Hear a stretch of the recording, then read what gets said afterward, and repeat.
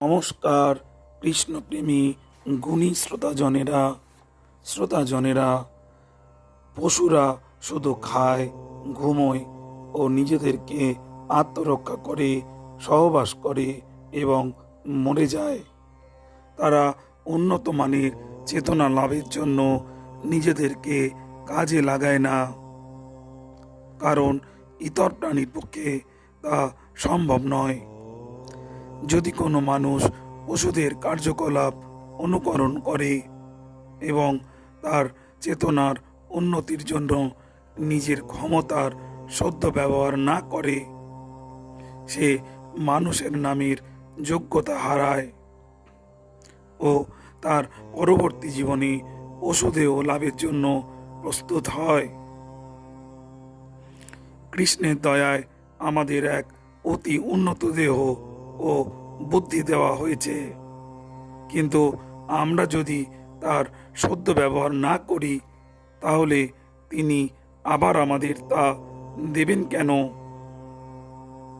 আমাদের অবশ্য বুঝতে হবে যে কোটি কোটি বছর দেহান্তরের পর এই মনুষ্য দেহ সৃষ্টি হয়েছে এবং ৮০ লক্ষ জনির পর জন্ম মৃত্যুর আবর্ত থেকে মুক্ত হওয়ার একটি সুযোগ।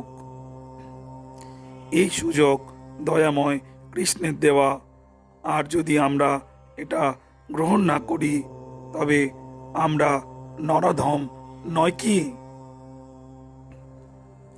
কেউ বিশ্ববিদ্যালয়ের MA, PhD ইত্যাদি খেতাবের অধিকারী হতে পারেন, কিন্তু মায়া শক্তি এইসব জড় জ্ঞান অপহরণ করে নেয়। যে সত্যি সত্যি বুদ্ধিমান, সে কি, ভগবান কি, জড়া প্রকৃতি বা কি, জড়া প্রকৃতিতে সে দুঃখ পাচ্ছে কেন, এই দুঃখ থেকে মুক্তির উপায় কি, এসব জানার জন্য তার বুদ্ধি প্রয়োগ করে। গুণী শ্রোতাজন, এই কলিযুগ থেকে মুক্তি পাওয়ার এক এবং একমাত্র পথই হল কৃষ্ণ সেবা। কৃষ্ণ সেবা ব্যতীত এই কলিযুগ থেকে মুক্তি পাওয়া অসম্ভব।